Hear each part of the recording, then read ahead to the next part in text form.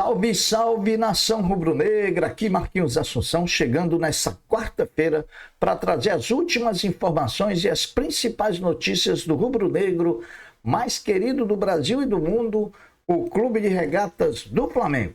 Bom, antes da gente trazer o giro de notícias do Mengão, eu peço a você, rubro-negro, que ainda não é inscrito no nosso canal, que se inscreva, que deixe o like, que compartilhe os conteúdos nas redes sociais e que, por fim, você ative o sininho das notificações para que o YouTube possa notificá-lo de tudo que estiver acontecendo de novidade aqui no nosso canal. Dizendo isso, vamos às notícias do Mengão, porque aqui não tem enrolação.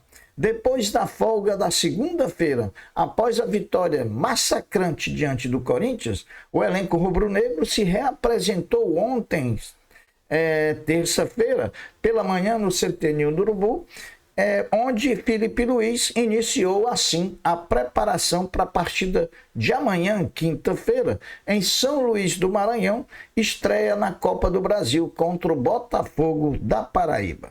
O Flamengo divulgou a agenda do futebol profissional, que prevê 2 treinos, ontem terça e hoje quarta, em preparação para enfrentar o Botafogo pela Copa do Brasil, com voo marcado de embarque na quarta-feira, hoje, né, às 21h25, com previsão de chegada lá em São Luís do Maranhão por volta de meia-noite e meia, lá na capital do Maranhão. A tendência é que Alexandro, que está em fase final de recuperação no edema muscular na coxa esquerda, não seja relacionado para a partida de amanhã em São Luís do Maranhão. Outro que pode e tem grande chance de ficar de fora é Arrascaeta, afinal vem de uma sequência de 7 jogos como titular da equipe. Outra tendência na escalação de amanhã, frente ao Botafogo da Paraíba,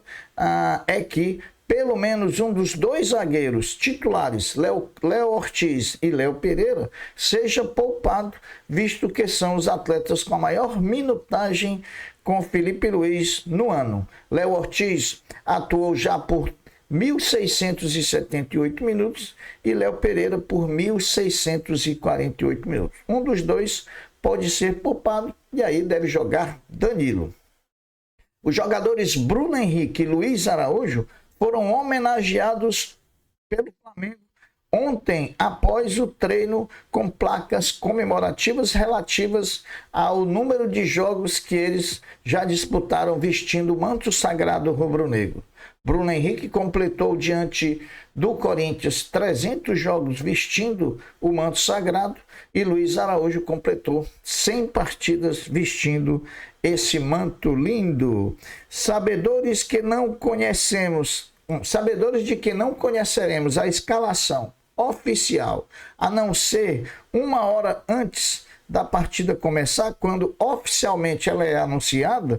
Por isso, a grande expectativa do dia de hoje, dia do último treinamento do Flamengo em preparação para enfrentar o Botafogo da Paraíba, é que pelo menos a gente conheça a lista dos relacionados de Felipe Luiz. Existe uma grande expectativa por essa lista dos relacionados, quem vai ficar no Rio, quem vai viajar para São Luís, né? Até porque você sabendo a lista dos relacionados, você pode aí prever mais ou menos qual tipo de time o Felipe Luiz deve mandar a campo amanhã contra o Botafogo. Amanhã contra o Botafogo da Paraíba em São Luís. Você tendo a lista dos relacionados, você pode imaginar uma provável equipe de Felipe Luiz, né? Até porque não está vazando mais escalação de jeito nenhum.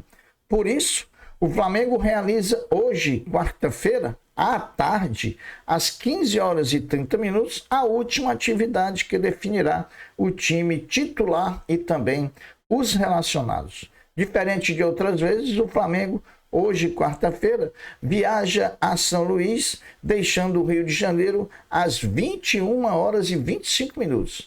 Volto a dizer, com previsão de chegada por volta de meia-noite e meia, 1h da manhã, lá na capital do Maranhão. Não poderíamos, meus amigos, deixar de citar aqui a recuperação da boa fase de volta do lateral esquerdo Ayrton Lucas, que voltou a jogar bem. O lateral já vem numa sequência de 3 jogos como titular em boa performance. Felipe Luiz tem papel importante nessa recuperação, tanto no dia a dia do atleta, quanto do lado mental do jogador. Então, palmas para Ayrton Lucas, que está recuperando a forma, que está voltando à fase boa e que está voltando novamente a ser útil ao time do Flamengo. E com isso, o Felipe Luiz ganha mais uma opção de jogador. Já fez isso com Varela, né? Já fez isso também com outros jogadores. Elogiar também, meus amigos, o volante Eric Pulgar, né? Que além de estar jogando muito bem, ele está pendurado desde a partida contra o Grêmio na 3ª rodada do Brasileirão, e desde então nós já vamos disputar a 7ª rodada no próximo domingo.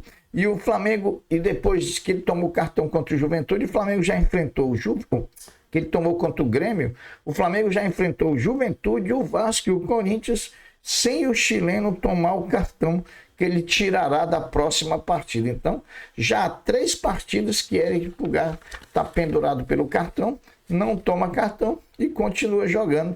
É de se parabenizar, né?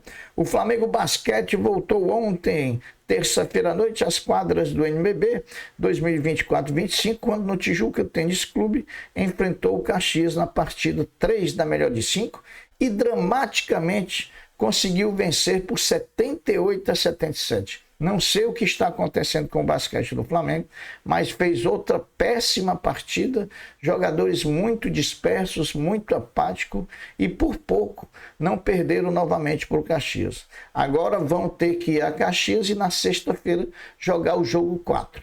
Jogam por uma vitória para classificar para outra fase de quarta de final dos playoffs, ou se perder lá em Caxias do Sul para o Caxias, traz a decisão para o 5º jogo no Rio de Janeiro. A gente espera que o time reencontre o basquetebol que jogou na Final Four da Champions League das Américas e consiga vencer o Caxias na próxima sexta-feira, conquistando assim a vaga.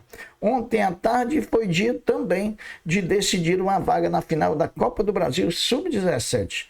Vasco e Flamengo se enfrentaram no jogo de volta da semifinal no Estádio Luso Brasileiro, e o Vasco, que tinha vencido o primeiro jogo por 4-2, dessa vez voltou a vencer novamente por 3-0, deixando o placar agregado em 7-2, né?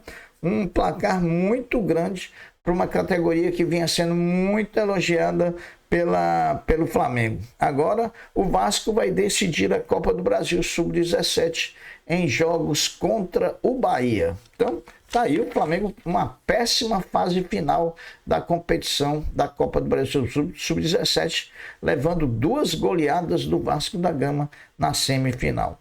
Hoje, quarta-feira, o Flamengo categoria Sub-20 volta às disputas do brasileiro da categoria, quando às 15 horas, jogando na Gávea, vai enfrentar o Internacional de Porto Alegre pela 8ª rodada da competição. Atualmente, o Flamengo ocupa a 8ª colocação no campeonato, portanto, dentro do quadro de classificação para a próxima fase. Hoje também, quarta-feira, às 19 horas, o futebol feminino do Flamengo volta às disputas do Brasileirão, quando em Belo Horizonte enfrenta o vice-líder da competição, o Cruzeiro, com transmissão do Sport TV. Bom, meus amigos, o Flamengo tem a melhor defesa de 2025 entre os clubes da Série A do Brasileirão. Em 25 jogos, o rubro-negro sofreu apenas 12 gols, ou seja, uma média de 0,48 gols por partida. No domingo, após a goleada por 4-0 contra o Corinthians, a equipe não foi vazada pelo 5º jogo consecutivo. O Atlético Mineiro aparece logo em sequência com 13 gols sofridos em 23 jogos. Entre as piores defesas está o Corinthians, com 33 gols tomados em apenas 29 jogos.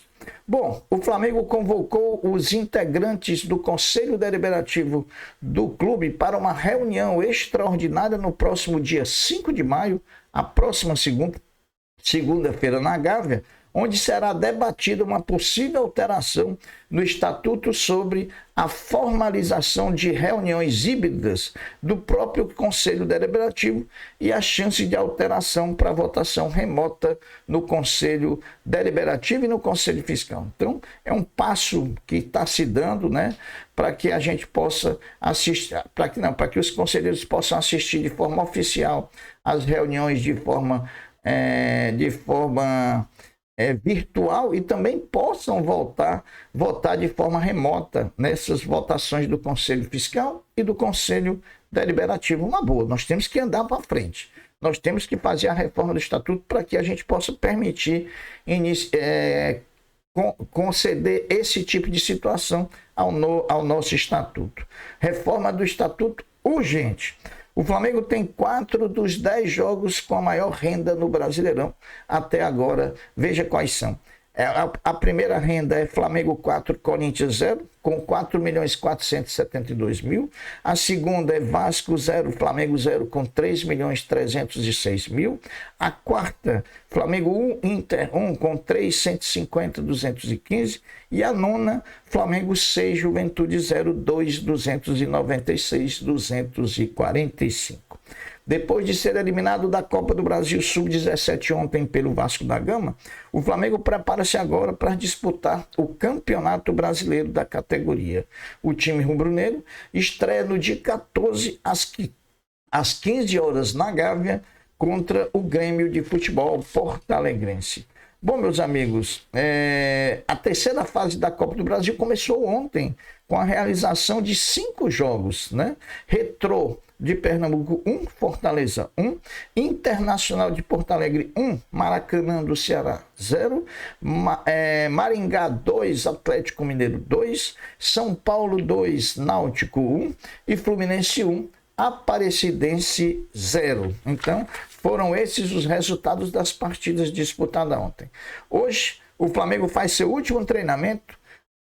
Felipe Luiz define o time, define os relacionados e à noite viaja para São Luís, onde amanhã entra no Castelão para estrear na Copa do Brasil 2025, defesa do título, afinal nós somos os atuais campeões da Copa do Brasil. E a gente fica aqui na expectativa de amanhã chegar para que a gente possa assistir mais uma vez essa nossa grande paixão, que é o Clube de Regatas do Flamengo. Bom, as notícias do Flamengo dessa quarta-feira são essas. Eu vou ficando por aqui, deixando uma até breve, deixando uma até logo, dizendo fiquem todos com Deus, porque eu sempre estou com ele. Saudações rubro-negras. Fui!